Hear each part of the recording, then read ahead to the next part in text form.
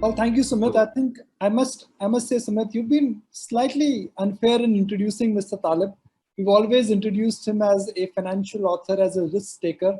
His most famous work, Black Swan, is something which everyone knows of because it predicted the fall of financial markets in 2008. But hold on, I'm going to read a passage from that book where he actually predicted an epidemic 13 years ago. And the passage goes like this: as we travel more on this planet, epidemics will become more acute. I quote him, we will have a germ population dominated by few numbers, and the successful killer will spread vastly more effectively. Nassim Taleb, 2007. You saw this coming 13 years ago. Yeah, I mean, what I is there's nothing particularly interesting in predicting pandemics because they've been happening throughout history, and we got even movies about pandemics and future pandemics. The central point is that our environment today makes these pandemics vastly more, dangerous because they spread much faster. And that is a problem. If we haven't, if we didn't have this connectivity that we have today, say we were in 1950, we wouldn't be talking now about this virus. It would have taken much longer to reach, maybe years to reach, some parts of the world. So we had to. So this is coming from a nonlinear effect from connectivity, a winner take all. Just like in the Black Swan, and I explain it as follows. When you have insulated islands, you have a lot more species per square meter. But as you expand to a continent, you see, you will have winner-take-all effects with some species dominating and small species disappearing. So we're seeing it in business-wise. Look at Google. 100 years ago, it would have been impossible for one company to dominate the planet in no time. I mean, it took 4 or 5 years for Google to really own the planet in its field. So this is, get used to this, and this applies to everything: cultural life, sports, fame, and of course, viruses. When you say get used to this, are you making a case that you're not optimistic on a medical discovery and vaccine is not going to be discovered? Okay, so what I'm saying, get used to this, is we're going to have more viruses coming, okay? That's one, I mean, maybe not tomorrow or maybe tomorrow. Maybe we'll have antibiotic resistant bacteria, which are vastly worse. We were lucky with this one. I'd say, honestly, this one spread very fast, unexpectedly for people who don't, understand connectivity, but it is still relatively milder than other viruses, say polio, smallpox, that can, really ravage a country. So, now, am I optimistic on medical discovery? I am what I call realistic, okay? We've had AIDS now for about, 37 years, 35 years, okay? We still don't have a cure. We have a treatment. We don't have a vaccine. So herpes, for example, this may look more like herpes than respiratory disease. We still don't know. Herpes goes away and then comes back in the same person, you see? So it stays dormant. It's not common to respiratory diseases, but now we're realizing this may not be even a respiratory disease. So what I would say is, I'm very hopeful that we'll have a cure, a treatment, a pill you take if you have the first cough. Very hopeful, but I cannot rely on it. I'm not gonna run my life based on hope. I run my life based on hard information, and we have been disappointed by by medicine. At the same time, we have had surprises, nice surprises. Antibiotics came as a nice surprise. Now some treatment for melanoma cancer came as a nice surprise, but you can't really bank on that. Now we have practically every single researcher in medicine on the planet is involved in some way or another in this, okay? Will something come out of it? We don't know. So whom should one believe, Mr. Taleb? The maximist who say that the only way to survive is that you stay at home, maintain social distancing, or the minimalistic? There are few in your country who say that, look, you got to come back to normal. Okay, so let me tell you the problem with this reasoning is a lot of people have been promoting, maybe often because they're connected to the travel industry, casinos or something like that, losing money. They've been promoting the idea that it's either the economy, all right, or the virus, not realizing, as many countries have been discovering, New Zealand, for example, Taiwan, that effectively the best way to help your economy is through a victory over the virus. That's what's central. The other myth there is that these people are promoting is that they think that the economic drop comes from the measures, not from the virus. But now there's evidence in practically every country, even Sweden, where the government did the minimal, okay? Even Sweden, that restaurant bills experienced a plunge, okay? Economic life experienced a plunge, okay, except for cosmetic. And then as I show you pictures of people, some people in restaurants, most restaurants are empty, and these pictures contradict the hard data we have about consumer behavior.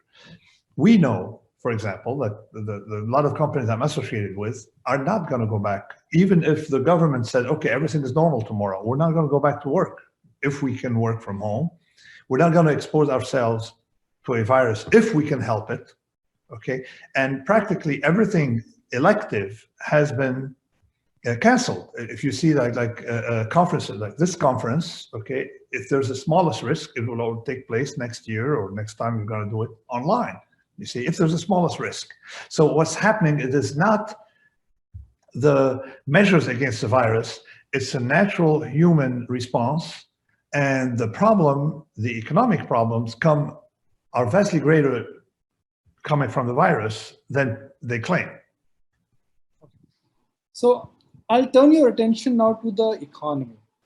Let's first start with financial markets. There are 4 factors, Mr. Taleb, which are at play: medical crisis, economic crisis, oil crisis, and central bank crisis. These 4 factors have never come together.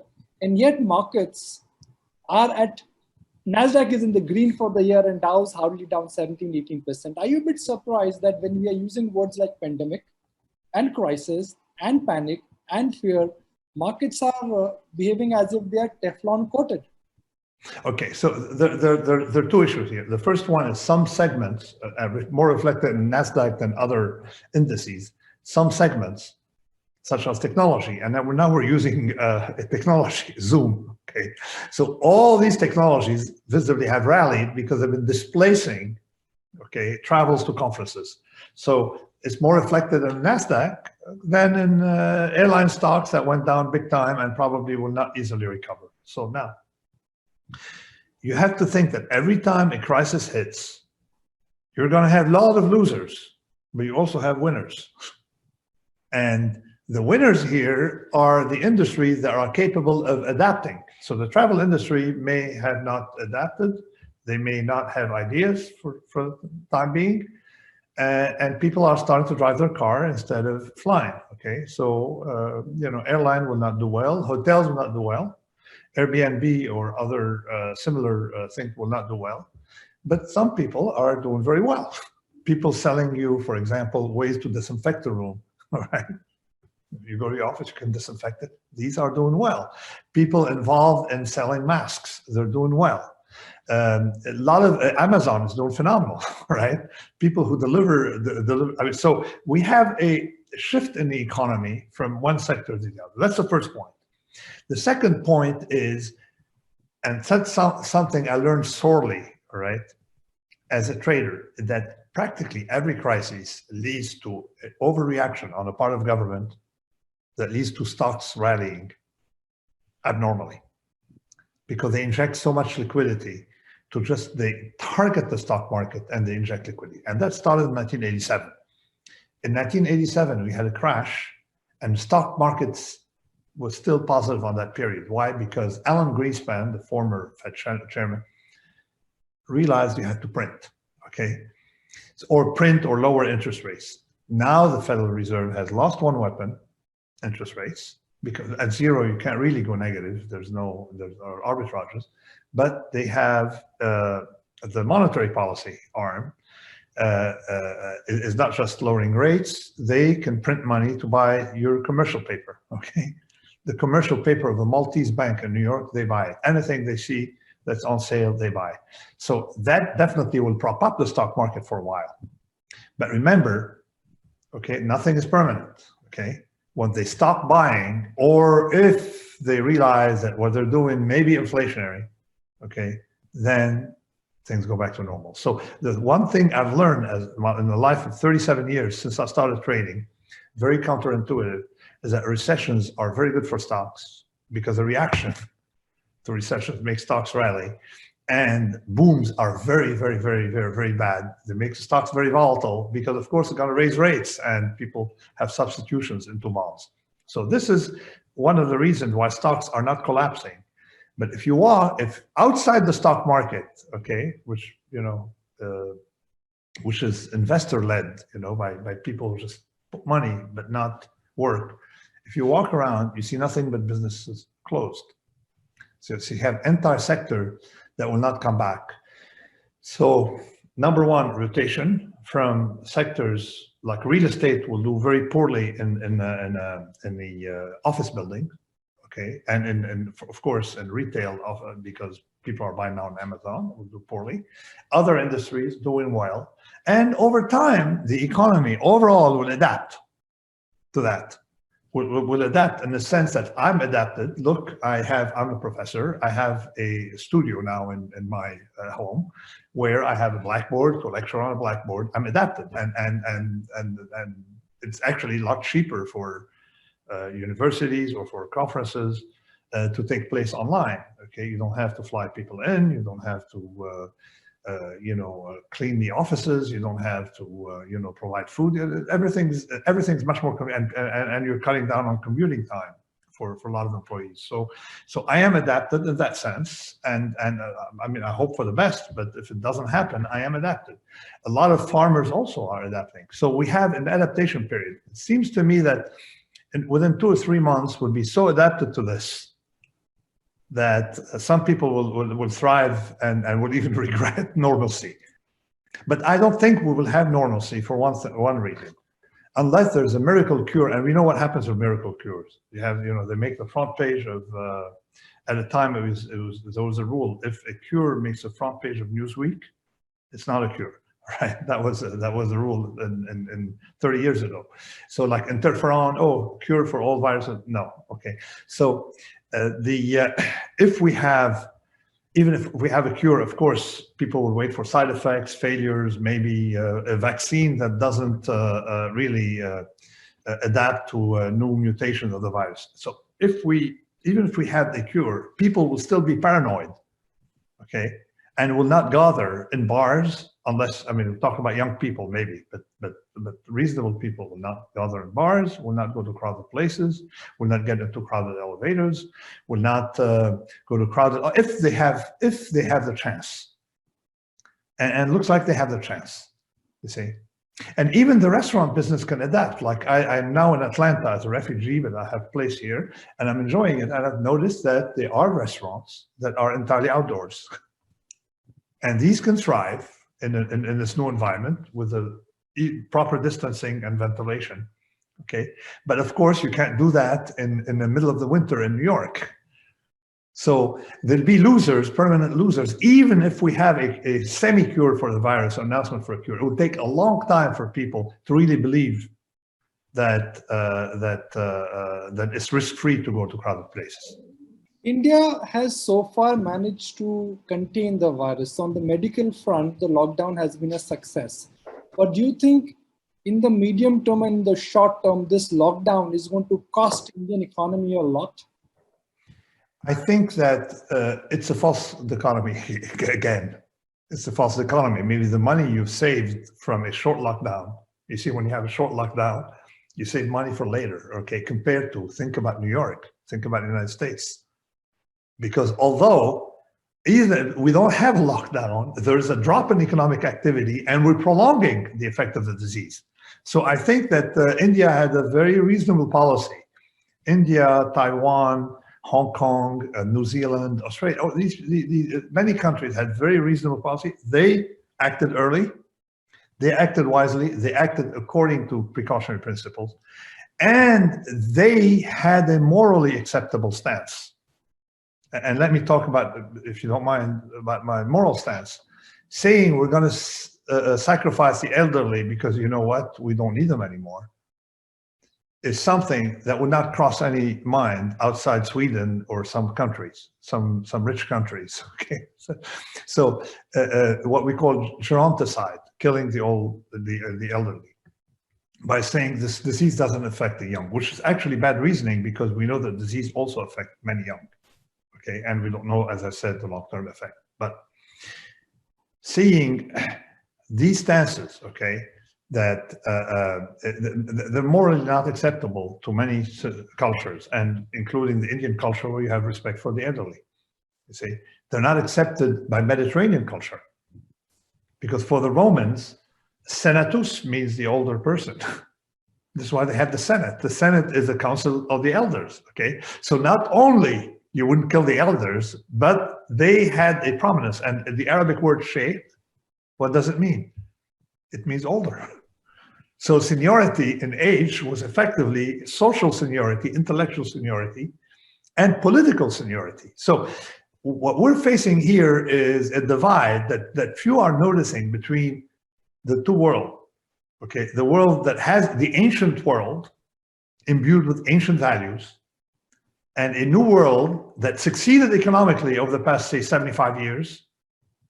Okay, and now we're seeing that maybe their moral advancement is not there, and that's going to cost them. And even then, now Sweden, for our friends here who don't know the story, has decided to let the thing go. Okay, they say, okay, we'll burn through the population, we'll kill a few people, and then the young will not be affected, which is turning out to be a very bad idea because many young are affected. We don't know if something they call herd immunity works. We don't have no idea. And what is worse is that their economy is also suffering. You see, this is the poetic justice, is not only they're killing the old people, but their economy is also suffering. So this is why, I mean, so sometimes people put you in front of a dilemma. Okay, this is a cost-benefit analysis, and a lot of countries, including India, including countries in Southeast Asia, countries in the Middle East and the Mediterranean, would refuse that on moral grounds. Before I get into India's specific question and we start talking about risk, as a statistician, I'm sure you've studied viruses and the history. This virus has seen a winter and a summer. It has survived. Monsoon is about to come. It has only started in Japan and parts of China. Do you think the virus could spread more, or it could be normal? Okay, we don't know. The idea, you see, let's look at the reasoning on why we're talking about pseudo experts. That we've discovered, my friends and I, we study macro things, okay, macro properties. I just have a paper coming this week in either this week, next week in Nature Physics on what we call the fat tails of pandemics, which is effectively what drove me to write that comment that you nicely put in the Black Swan. I mean, the comment in Black Swan that you nicely mentioned. That was driven by some kind of, anecdotal empiricism I did that we formalize now with Nature Physics. You look at the macro property, the systemic effect, not you don't go from a micro to the macro, you go from macro properties to micro decisions. So it turns out that people involved in medicine were too myopic to understand that maybe it's not the thing you have. Whereas when you look at macro, you're much more skeptical about claims. So in the beginning, they thought it was like SARS. And on January 26th, when we issued our warning, we said, maybe it's like SARS. Okay, we're all okay. Maybe it's not, okay? So now there are a lot of things that maybe it's not. So the claims were initially that don't worry about it. Wuhan, that was in January, has a harsh winter. Look at on TV, all their hats and stuff, therefore, countries that are warm don't have that. And effectively, the influenza Okay, and people thought, oh, just another flu, maybe a little worse, but within the same category. So they had a category error. So they thought that viruses, okay, this class of viruses, for some reason, okay, do not like summers, either because more people are outside, or maybe because the nature of the virus doesn't survive on surfaces, whatever. And then they had a lot of theories. And then we said, you can't. Okay, because we still don't know enough to make these assumptions. When you model, you have to look at the macro properties that are robust and common to all diseases. And the more you know, the more you can narrow it to the category and say, oh, less harmful than, but here we still don't know, in the absence of information. Okay, and we still have no information. We still do not know anything. I mean, people were not recommending masks till recently, when in fact masks could have saved the US economy, you see? So even the President Trump doesn't use masks, but they realize that from the beginning, okay, they thought that like some other viruses, it was transmitted by contact, not via aerosol or droplets in the air, and it's turning out not to be true. And masks are incredibly effective, okay, for things that are respiratory, because it filter on both sides, okay, and compounding the filter works very well. After 2 or 3 person, you can pretty much lower the transmission. Anyway, so what I'm saying, so to summarize, it is, we cannot make assumptions of seasonality before seeing a lot of seasons, okay? So I would stay on a maximal alert. I would hope, that summers would high temperatures, humidity will harm it. But in the meanwhile, I would wait. Okay. Now, before I shift focus to risk and asset allocation, I'm going to just read off for everyone in the webinar one quote of Mr. Taleb. People have the problem of denial. This is one of the biggest things I have learned in the Lebanon. Everyone who left Beirut when the war started, including my parents, said, oh, this will last 2 weeks. It lasted 17 years. I guess that is what he's trying to refer to this virus. Please don't be in a denial mode. Learn to live with reality that virus is here. Like he told us a couple of days ago, plague lasted for more than 200 years. So I'm going to just shift focus, Mr. Taleb, and talk about what should one do. You're a risk taker, you are a trader. Yes. Let's understand by where are you investing and how are you investing personally? Okay. Yes, in Skin in the Game, I said that I will never recommend anything that I don't have myself out of for moral reason. That way, if my recommendation is wrong, I lose money. It's good. I'll have good conscience. I hate gold. I've always hated gold. Unfortunately, I own gold. Okay. I hate European currency. Unfortunately, I own some European currencies. I like land. Okay, so I own land. I own olive trees. It's not economical for now, but I feel comfortable. Why? I feel it's a good repository of value. So now let me tell you what's driving my thing. I have 2 fears. Okay, one fear is of deflation and one fear of inflation. And I've learned through history that there's no such thing as inflation anymore. Okay, there's hyperinflation or nothing. Okay. So now we are in a deflationary environment, okay? Not for some things, okay, but typically you can feel a deflation. It can switch very easily because it's throwing so much money at it, into something great. So I want to hedge to make sure my funds, my savings, that they are unaffected by both deflation or hyperinflation. Okay, so I have a large portion in things that for paranoia. I am making bets. Odds are I will lose on them, but they're hugely protective bets against long-term bond rates, because I think that eventually, if they keep at some point, even the government of the United States, you see, if the Chinese stop buying bonds, okay, the Arabs stop buying bonds, even the government of the United States may not be able to issue bonds to pay for this, okay? So you cannot just have the Federal Reserve buy your bonds, okay?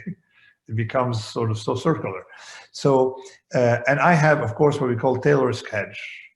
And I would like phase 2 to invest in some businesses that are both robust to recovery from this and robust to the virus. You see, some companies may not be robust to the recovery. Like, for example, delivery services. Okay, a lot of people may not be. These are booming. Where I live, you have food delivered, stuff delivered. So Amazon may suffer a little. Okay, if you have normalcy, but there are some businesses where I think, like what we're doing now, Zoom or some other, they may gain, because we've discovered a new way of doing business, and a lot of employees would like to stay home independent of the virus, simply because they find it more effective to not commute. Some people commute for 3 hours to New York City. So there's some habits that would be permanent. So try to identify companies that are robust to both the recovery and boom during the virus. Then, and as you said, I would hope that this will last 2 more weeks. But I will act as if it's going to be 17 years. So there's a difference between what you hope and how you act. If I increase the time frame, which is terminal, a lot of experts use that. Let's look at terminal investing. 1 year, 5 year, and 10 year. Would you still like to buy gold in every basket? Okay, so let me tell you one thing that one dogma I have. You should invest for tomorrow, and you invest for 100 years in exactly the same way. And let me make an anecdote. The main difference between an investor, what's the difference between an investor and a trader? Well, a trader who loses money on his trade becomes an investor. So I'm in it for a long term. If they make money, they get out. So you cannot divorce. If you depend on what happens tomorrow, if you cannot say I invested for 100 years, if you ever had to change allocation tomorrow based on new information, then you're investing for 1 day.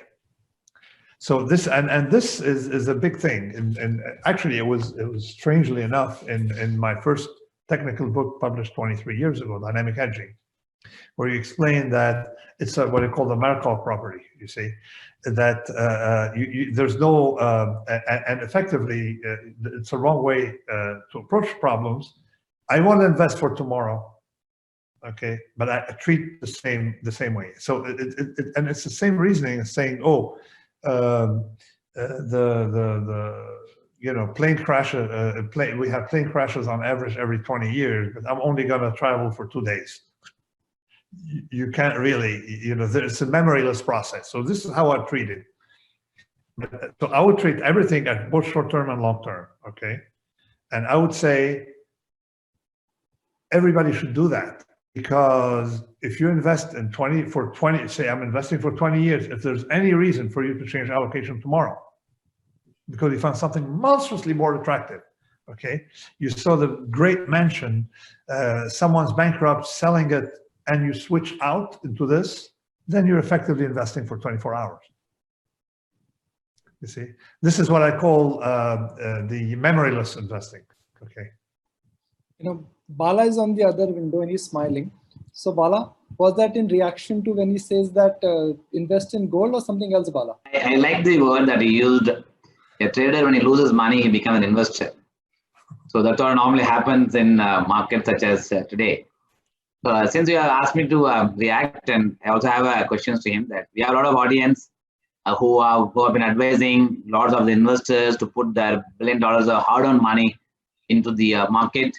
What is your one advice to them that as to how one should they go about advising their customers, communicating at the regular interval for constructing a good portfolio that can deliver long-term return? Very good. That's great. I'm shooting for long-term return, but I'm investing, with them in mind what can happen tomorrow. The most important thing is to be able to trade out of what you have. The most important thing is liquidity. So I think that the gods created financial markets for us to be able to change our mind.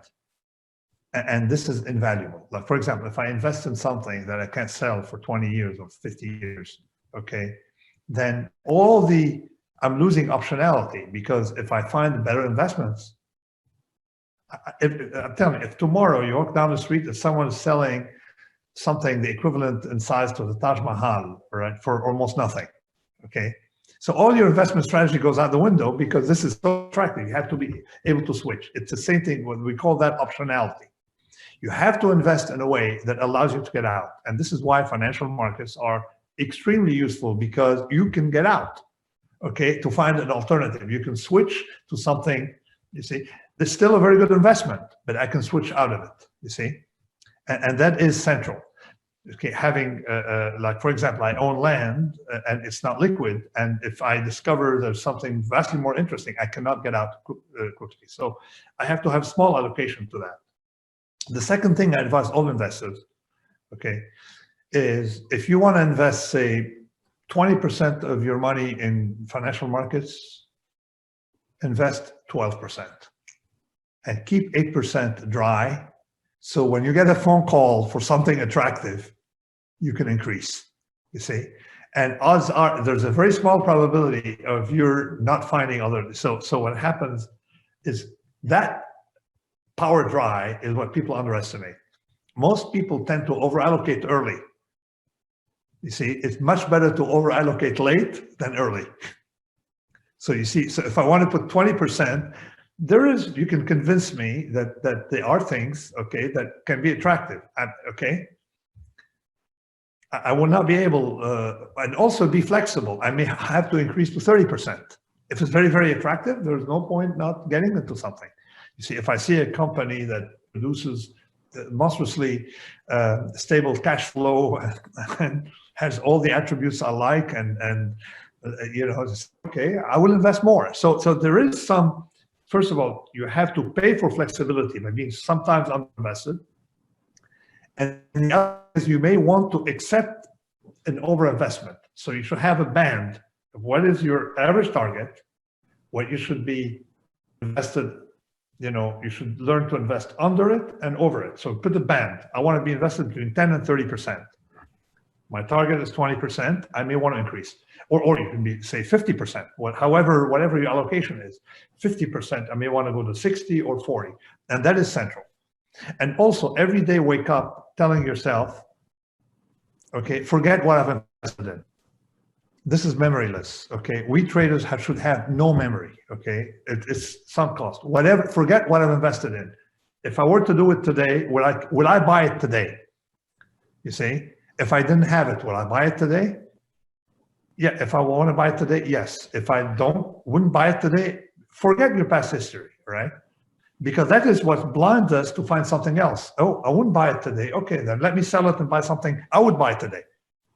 So the cost to switch, the beauty of financial markets, particularly in their boom since like 95, 96, and this worldwide boom that we've had early in the bond market in the 80s, late 80s, and now in equity markets worldwide, it allows you to get out and switch.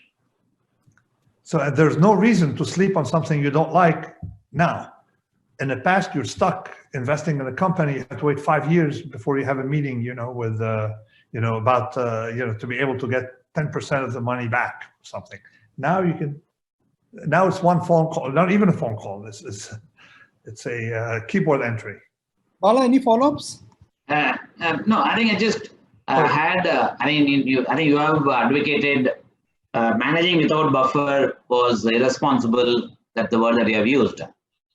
Does it also mean in times like today, one should also keep an eye on emergency fund while doing allocation to various asset class? I mean, you mentioned about land is illiquid, and does it also mean that one should also have an emergency fund? Yeah. I mean, the idea is, again, never to be invested 100%. Okay, have emergency fund. This is what I call the barbell strategy. You have one part very risky, you know, but not all your portfolio, and one part, you know, minimum risk possible index for inflation. You see, and I put actually my land in a safe part because it produces olive oil. Okay, so I put it in that category. Now, by the way, I forgot to say I'm extremely honored, you know, by having this. Thank you for inviting me for the Aditya Birla mutual funds. This beautiful convention that's taking place online was great questions. So let me thank you. So, Mr. Taleb, Now let's understand. Call me Nassim. This is one request. Nassim is easier. You know, in India, we always say respect our elders. That's what I'm doing. Okay. There is an All experience, right. that's what I'm respecting. Okay, that's good. Okay, that's fine then. Really on the lighter side, you must be the happiest man. No haircut. Sorry? No haircut. Yeah, I have. Okay, this is another industry. No, okay, there are industries that I bet you will come back. Okay, even if we have a lockdown for 17 years, all right. The first thing I'm going to do when I exit from it is, because haircuts got to be done by someone. Haircuts, dentists, and stuff. Everything else you do virtual, but haircuts you cannot do virtual unless you come up with an idea, and I would invest in that company. Okay, Mr. Taleb, we know about your writings. We know about Yes. Your thoughts on socialism and financial markets. As a trader, very little is known about what you've done in the past. If you have to talk about your favorite trade, and perhaps a trade which you think you love the most or you still have it, which will be that classic Nassim Taleb trade? You know, Buffett takes a lot of pride in saying that, look, I bought consumer monopolies, I invented the word moats. What is that USP of yours? Okay, no, I have spent my career not as a real investor or trader. I was doing complex derivatives, and doing what I call tail risk hedging. But this is very professional and for specialists. Things that pay off big time if there's a catastrophe, or if there's good news. These what I call optionality. So I would say that I would not recommend anybody from the general public to do it, because it's very technical. Transaction costs can be hidden, okay, and prohibitive.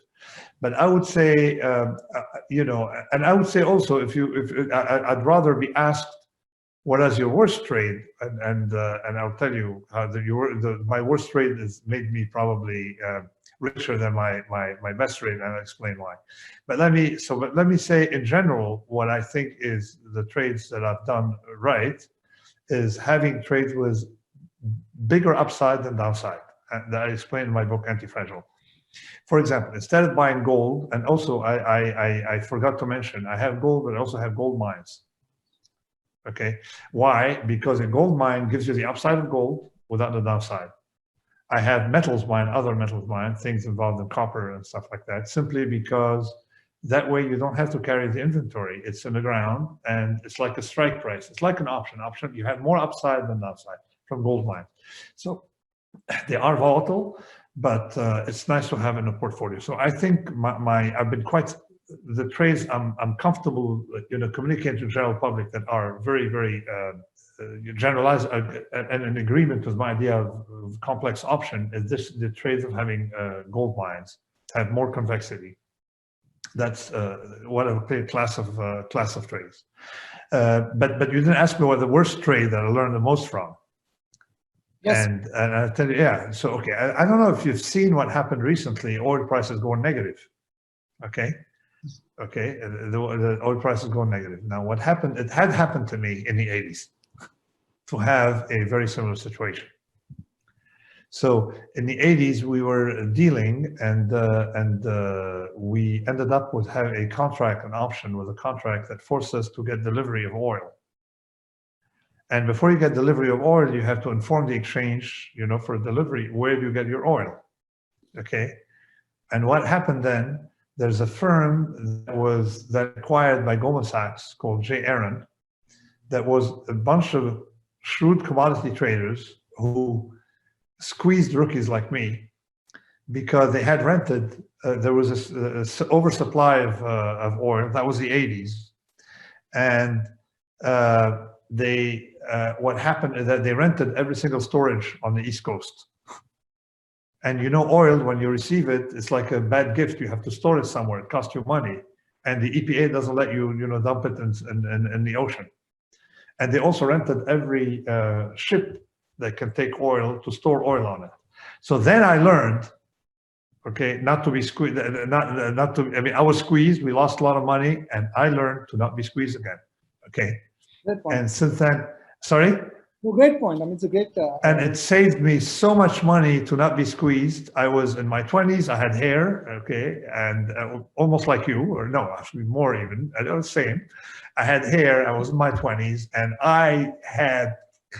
it felt so bad to have that big loss, as they say, is your best loss. And when people, and I'm proud of my best loss. I mean, I've had similar losses, okay, where I get involved in something and I'm caught because there's a detail that makes it different from other contracts. And oil, effectively, you see, stock you can receive, you know, it doesn't cost you to get it, but oil, you got to store it somewhere, and you can't just throw it away, and you got to pay people to take it away from you. We didn't lose, it didn't go negative at the time, but we had to pay people. We lost a lot of money from what we bought this oil, that paid people to take it away, and of course they knew, and they squeezed us. So that's one example of the best loss. So I would say another best loss was when and again, I talk as an old trader. So I remember the days when there was a cover story in Business Week, which at the time was a dominant financial magazine worldwide, and had a cover story on IBM. Right. Okay, as saying the Big Blue is the best company in the world. And this came in the nick of time, right before Apple came and almost destroyed IBM. Okay, and of course, you know, so IBM is a great story, and all my friends say, "Oh, let's buy, you know, you should buy IBM." And I was right out of business school, and I went in and bought IBM stock. All right, and I lost like so much money on it. Okay, that I realized that if it makes the front page of Business Week, or you know, it means you don't want to buy it. It's too late. That's when you sell it. Right. Okay. So, Mr. Taleb, every crisis gives an opportunity. That's what you've always said. Yes. When the TMT bubble got busted in 2000, money moved to emerging markets. When emerging markets, they started coming down, money moved to large US tech. Because of this crisis, what do you think would be the new normal of the world? Will US and China fight? Will globalization be under pressure? What are your thoughts there? Okay. I mean, I don't think foreign policy is the place to look for huge rationality, okay, with geopolitics. I don't think so. But I doubt that it will have tension between US and China, only because the two countries depend on one another. And there's too much commerce, too much at stake on both sides, and you need people to buy your bonds. You need and then the Chinese need people to buy their products. So what I would think will happen is maybe a little bit of tension, because there are some initially now there's some things people say, oh, they should not be made in China, pharmaceuticals. So we're going to have some essential pharmaceuticals made here, maybe inefficiently, but as insurance. But we don't really care if this is made in China. My coffee cup, there's no particular national security involved in there. Or if my Apple computer is made in China, this is no big national security, and actually they make them in China because the Chinese are better at making, that Apple said they're better. It's for quality, not for price, okay? So I don't think there'd be tension between US and China, but I always keep in mind that governments can be very irrational when it comes to geopolitics. Okay, and effectively we can see it now with, my criticism of the US government is say, okay, you guys spend $1 trillion plus more in hidden cost, okay, building nuclear stuff, and you can't supply the population with masks, okay. I mean, what world are we living in? So people are getting to be a little skeptical of geopolitics, and that's good news.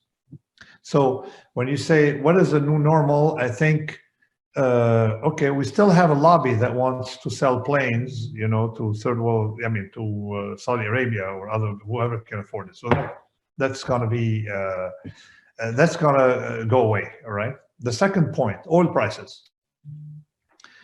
Again, the whole idea of having a gray beard and soon white, perfectly white, is you remember war stories, okay? And I remember oil. Oil is vastly more vulnerable than people think. They try to maintain a production.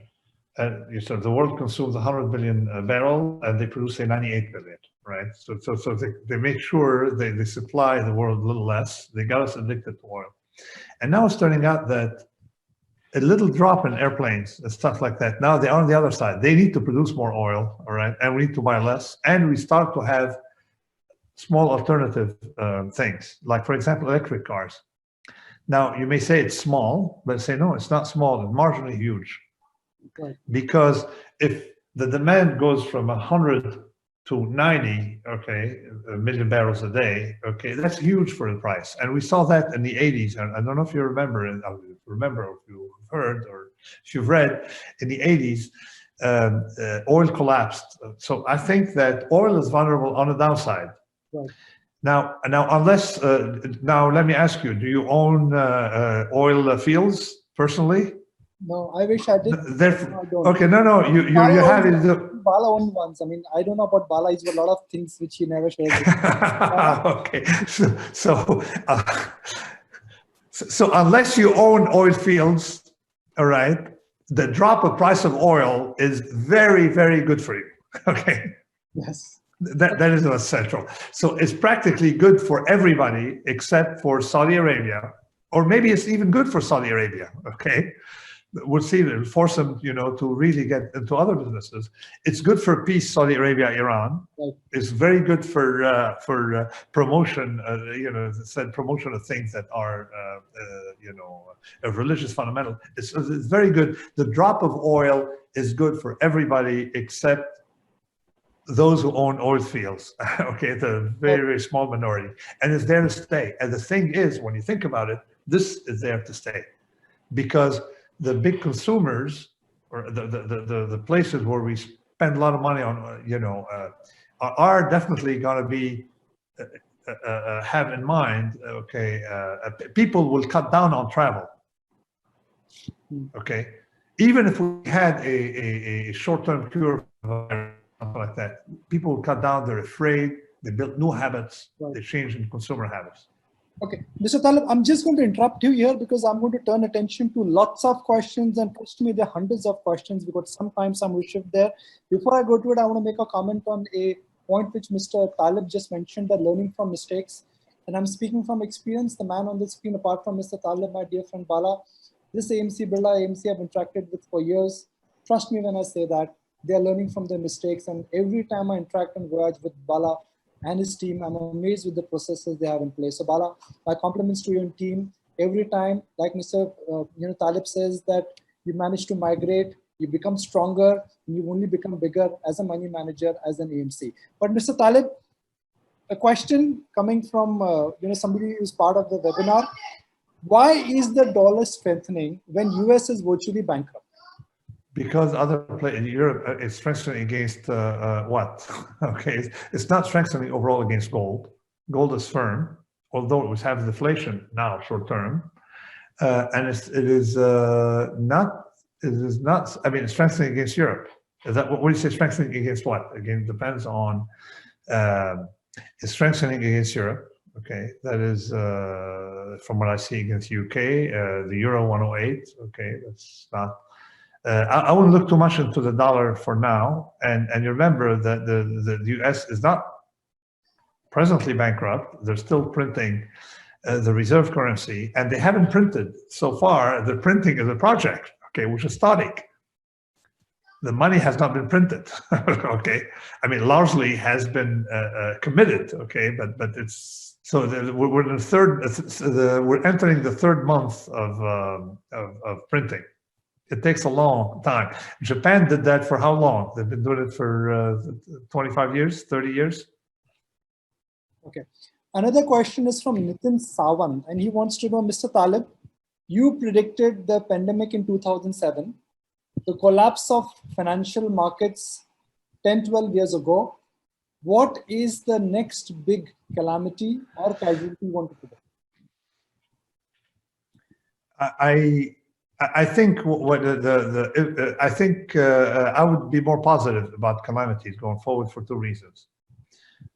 This pandemic taught us to deal with pandemics. Okay, we will know to react early and save ourselves money, because all these trillions spent by Western countries are caused by delayed reaction. Because think of Taiwan, you know, they didn't spend trillions, right? They didn't have, I mean, the equivalent to their GDP.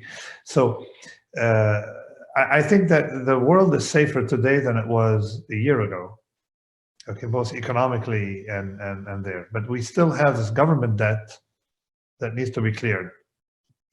And government debt is a problem that will definitely crop up, because when you enter debt, people ask you, why do you want the money? And then they start supervising your other expenditures. So maybe the financial market will give you as government money for stimulus and stuff like that, but they tell them, listen, these $1 trillion we spend on weapons, I don't see, plus more. I mean, we spend so much on Gulf War indirectly, plus the liabilities you get from it.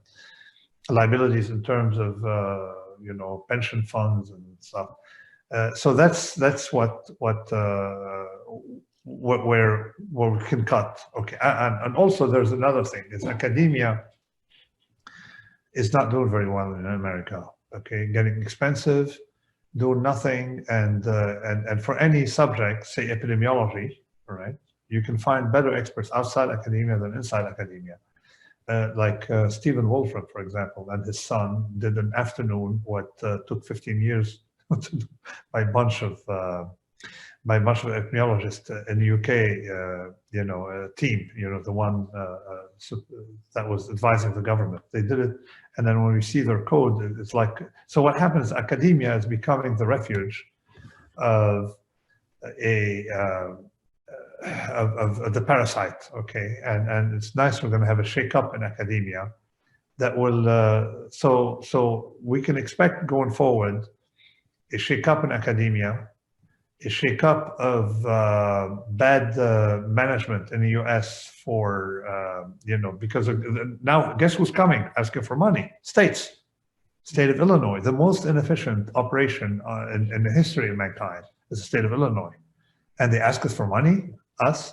So we're going to put that under scrutiny. And I think after some little bit of cleanup, the world will be better. So my idea in the Black Swan is I was identifying sources of fragility. And with this simple point is that once you identify fragility, you've removed it. You see, half the problem is figuring out where it is, right? Fair point. Mr. Taleb, investing in India could be different, a question from someone, because interest rates are different in India. US has 0, India has 6. What do you think it means for a long-term investor? And part B of the question, based on your understanding of India, Indians, the demographics and the government, which are the bright sectors in India which could deal and survive the storm? Okay, so I will say what I last time I met you in India in December, and okay, of course I've been 10 times to India, but still ashamed of not learning Hindi because everybody talks to me in English. I mean, I want to speak some Hindi. So my project has been, you know, thwarted by you talking to me in English, not forcing me to Hindi. Anyway, so I love India. And last time I was asked, okay, what is, okay, so the world, you remember there was a book that was a little flawed that I critiqued called The World is Flat. Yes. And I said it's both right and bad book because he doesn't see the dangers of the flat world, okay? Because we're seeing the world being flattened. Sorry? That's Friedman for you. Yeah, Thomas Friedman. I don't like him, and then he liked the Iraq War and stuff like that. Anyway,